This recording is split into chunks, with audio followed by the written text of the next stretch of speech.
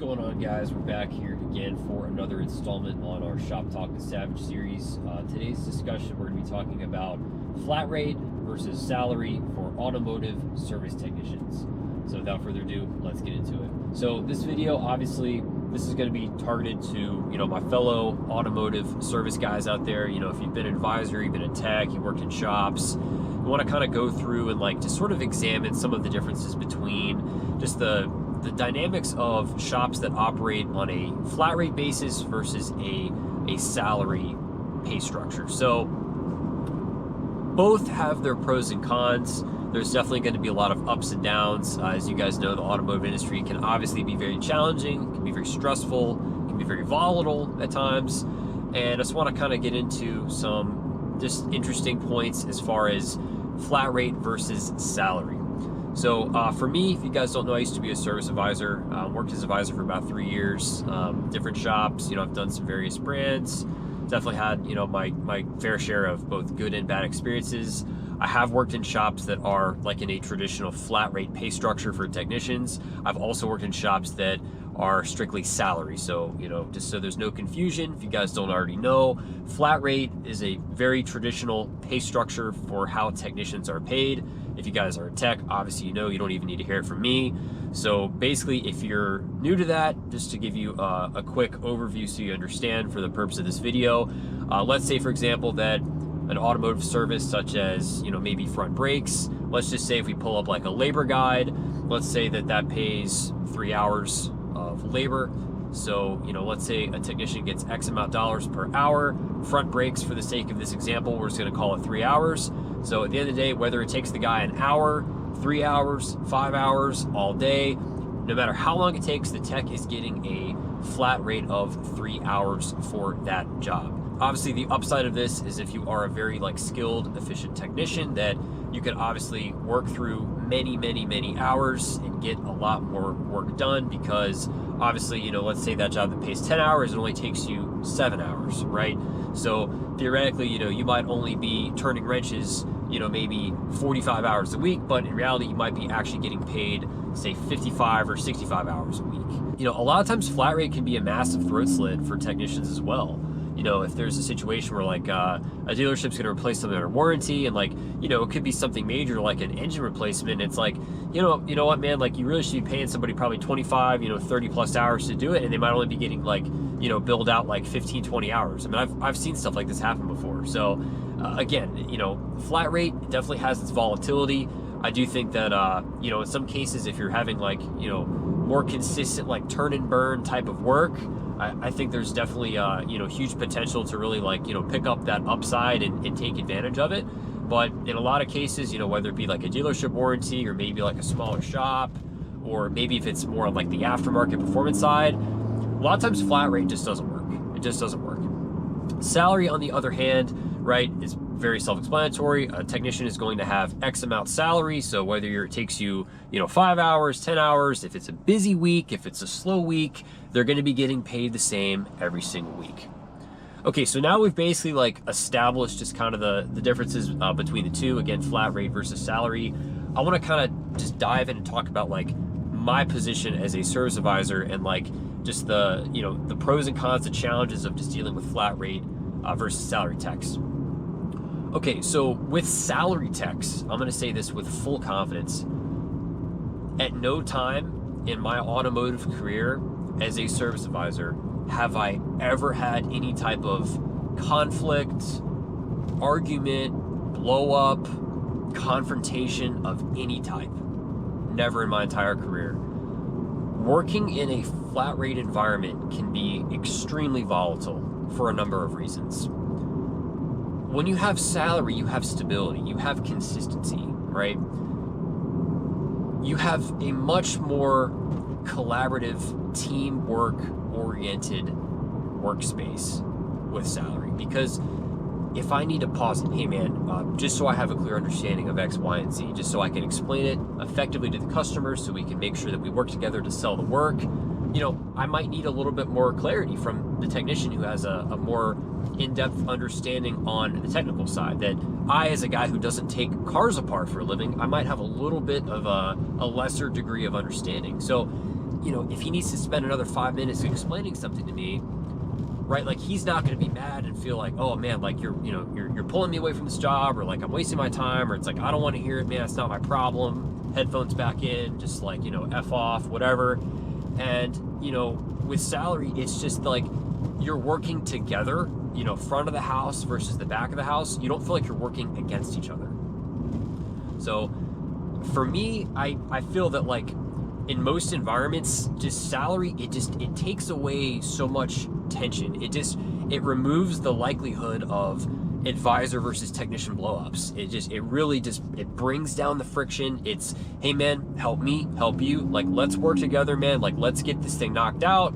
You know, everybody's a team here. We're all just, you know, rowing the boat in the right direction, and we're cool. I would say if you're a shop owner and like you have like this massive like just resistance to getting people on salary because you think you're going to lose a lot of money, you know, maybe there might be some slow weeks where it is a little bit more challenging to break even. But if you want to keep people around, if you want to just reduce that the likelihood of a massive blow up in a shop, it's just it's so much more of a tranquil environment with salary. Flat rate, on the other hand, dude, it's just, you know, again, I'm not saying that it can't work. I'm not saying that it doesn't make sense, but just the likelihood of like getting into a heated blow up is just far greater, because it's like everything that an advisor does, you know, whether it's a, hey man, like quick question, just want to make sure that like this is the right part that you need, or hey, you know, are you okay with this amount of hours? It's just there's a much greater likelihood for the technician to be more unwilling to want to help out the advisor, because he doesn't want to talk to you. You know, he wants to keep that nose to the grindstone, which I totally get it. But, you know, as a guy who's been the guy at the front desk who's like, hey man, dude, you know, help me help you. I want to make sure that like you're getting taken care of, whether it's this labor guide. Hey, I looked it up, and I might even use 2 different labor guides and cross-reference. Hey man, one of them says 10.5 hours. The other one's like 11.7. Dude, I know you're flat rate. I want to make sure you're taken care of, you know? Earpods out, yo man, like what the F, why don't you go look it up, dude, it's not my effing problem, blah, blah, blah. I've faced this so many times. And to you flat rate techs out there that have that arrogance, you have that pride, you have that chip on your shoulder, you know, if you're going to be combative, you're going to be hostile, you guys need to understand, do not bite the hand that feeds. I'm going to say that one more time. If you're going to be a combative flat rate technician, do not bite the hand that feeds. If your advisor is coming to you, hey man, just real quick, I know you're working right now, I just want to make sure that you're getting taken care of. You know, I'm looking about this hours. Is that cool? Do you need more? Do you need less? It's just like, let's like help me help you, bro. Help me help you. So that's a huge thing for me. That's a huge thing. Like we're not going to be able to collaboratively like work together solving problems with broken cars if there's going to be any type of friction or conflict with these hours. So, you know, this is a huge thing that happens all the time in shops, all the time, both in performance as well as service. There can be a lot of friction, a lot of tension, you know, and I want to say this so there's no misunderstanding. I have tremendous love, respect, and appreciation for skilled automotive technicians. I mean, look, as a person that doesn't take apart cars for a living, like, dude, mad respect for these guys. You know, you're just fighting with like these complicated pieces of machinery, and it's just like, you know, you break a bolt and like the wear and tear on your tools, and you're like in a very awkward physical position, and like your shoulder, your neck, your back hurts, you got arthritis, you run risks of carpal tunnel, and it's just there's so many things, right? And just you know, my heart goes out to these guys that are good, honest, hardworking people that are doing like back-breaking labor, and they're getting burned oftentimes by greedy shop owners or greedy dealerships. They're not being taken care of. So, you know, if you are a technician, man, if you're being a good dude, if you're, you know, working right, doing the proper thing, you know, you're trying to, you know, make sure that you keep your advisor informed so like you guys can, you know, sell more work and get more business done. At the end of the day, if you bite the hand that feeds, man, like you can't be mad at your technician, you know, if he gives that work to somebody else.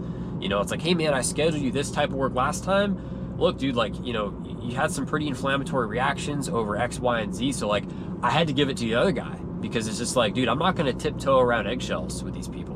And a lot of this is like what really contributed to me just moving away from the industry, because I just got tired of, you know, these high conflict, just daily blowups. And like, if you guys have been watching my videos for a long time, some of you guys know me personally, you've met me before, whether it's at some type of car related event or maybe if you came to shop, we talked before. Like, dude, I'm a chill dude, man. Like, I'm a chill dude. Like, I want nothing more than just to get along with people. Like, that is the honest to God truth. I just want to get along, man. I'm a guy who loves cars, you know, and I remember just so many times I would have these conversations, be like, look, dude, like, it doesn't have to be like this, man. It doesn't have to be like this. If it's some type of issue, you know, regarding like flat rate and like a labor time, maybe it's, you know, I was a half hour off on this. It's just like, dude, just tell me what you need, bro, and we'll get the job, so we'll get you taken care of. So you guys are watching this. I hope this is kind of like shedding a little bit of light, kind of pulling back the curtain on like what goes on, you know, behind the scenes. But I really think that like a lot more automotive shops, they really just need to move away from flat rate, man. And like with the modern day living cost of what you have to make as a human to survive in this world, just flat rate, just the volatility of it, you know, if you have a slow week or a customer shows up late or they couldn't make the appointment, or like, you know what, I booked it out, you know, 3 weeks in advance, and, you know, some type of expense just popped up, and like, man, I can't afford that radiator today. I can't afford those brakes today. Or like, you know, we're not doing the exhaust today. It's just like, okay, now that guy, he just lost like 10 hours of work. You know what I'm saying? Now his paycheck's going out the window. So it's just like, for all of these different like situations, I mean, it just all really adds up to salary being the right direction for just the overall longevity and stability of revisors as well as your technicians. A couple other things I'm going to say as well, just regarding the whole like salary versus like flat rate debate, is, you know, when you have flat rate, let's say you have 2 technicians in 2 bays, you know, let's say your first guy, let's just say he's working on some diagnostics, right? A lot of techs, some of them have the experience, a better comprehensive understanding of like the troubleshooting side of it, and some other techs are just going to be more so, hey man, like I'm not so much about like diving into the diagnostic side of it. They just want to perform the actual work, right? So there's, you know, different techs at different levels. That's totally cool. But a lot of times, you know, if you have a shop where everybody's kind of like, you know, at least on paper, like on the same playing field, they're allowed to have the same different types of work. And like, your first guy, he's doing the diagnostic, maybe it's some car that's like, just, man, this thing's a problem, it's just giving me a headache, it's just a nightmare, it's like, I really don't want to deal with this right now. And then in the other bay, the flat rate tech is looking at the other flat rate tech. It's like, ah, dude, he's doing a water pump, carbon cleaning, and brakes. Like, why has he got the gravy and I'm getting like, you know, this like absolute like just frustrating nightmare over here. You know what I mean? So it's like he's thinking like, this guy's got the, you know, this guy's got the good work, I'm getting the terrible work. And then it's just like, a lot of times that evolves into, you know, more frustration, more friction gets directed at now like the service advisor. It's like, why'd you give him this? And why did you give me that? You know, that's another element that happens, right? But again, if it's a salaried compensation structure, dude, he's not worried about the other guy in the other bay doing a water pump. He's not worried about the other guy doing an alignment. He's not worried about the other guy doing brakes. It's just like, you work with what is in front of you. You know what I'm saying? Like, everybody's cool, everybody's getting paid. You know, we're not having like this panic mode crisis. It's, you know, it's Friday afternoon, I've only got this many hours billed out, I'm in panic mode now. You just don't have that. You just don't have it. And the thing is, people are going to work better under less stressful circumstances. Am I wrong? I mean, like, why would you want to work in an environment where it's just like, you feel like you're always on the razor's edge? You know what I'm saying? Like, so I just think from like a mental health, physical health, just all around well-being, just taking away that critical stress is just going to only stand to help a shop in just all aspects of the business. The other thing that's really tricky too is, like, let's say, for example, let's say you're an advisor, let's say you schedule a car for diagnostics, right? Maybe you're doing a PPI, you know, you're going over everything and you make various recommendations, right? Okay, say it's flat rate. Let's make sure that we keep that vehicle in that specific technician's purview, so that way he's getting the hours, you know, for the work that he has looked at, that he has recommended for that car. You see what I'm saying? So let's just say that, like, you know, the technician who looked at the car, he did the diag, he did the recommendations, okay, the customer says, all right, cool, man. Well, I'm going to go ahead and schedule, these recommended services on another day. Well, what happens when the customer's availability does not align with the availability of the tech that had originally looked at that car? Let's say that the guy looked at the car, and then let's say, 7 days from the present, that tech is already booked out for a timing chain.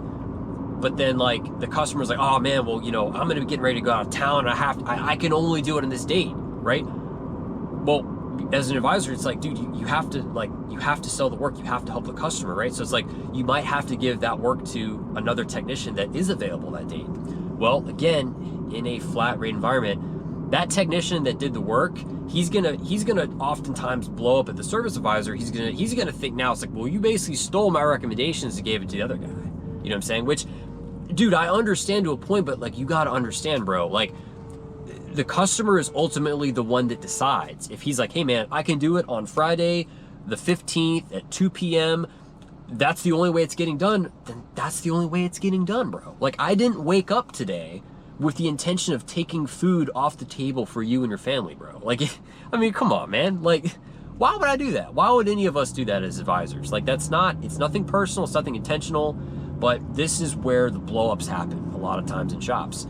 But once again, by taking this whole flat rate thing off the table, just put everybody on salary. Okay, cool, man. Hey, I looked at that car. Hey, Jim, Bob, Joe. Hey, are you free? Cool, man. You can do the water pump. You know what? I already had a timing chain that day, so I'm tied up. Everybody's cool. Everybody is cool. So, again, just example after example after example of just why flat rate just doesn't really work. Again, in the service industry, you've got just more sort of just regular, just normal types of services. I think it does make a little bit more sense to basically just pull up some kind of labor guide and just calculate hours. But in the aftermarket performance space, it just does not always work. I've even had shop owners say things to me before, you know what, man, you just can't always flat rate performance. And I do think this is oftentimes the case. So again, lots of different factors to consider when looking at flat rate versus salary. I've given you guys a lot of different examples here of how things just end up working out better, when everybody's kind of on the same page. You don't have the volatility of flat rate. But, let me know your thoughts in the comment section down below. I'm curious to hear, if you've been at tech, what do you prefer and why? So that's going to wrap it up for this one, guys. Be sure to subscribe for more, and I'll see you guys in the next one. Have an awesome day.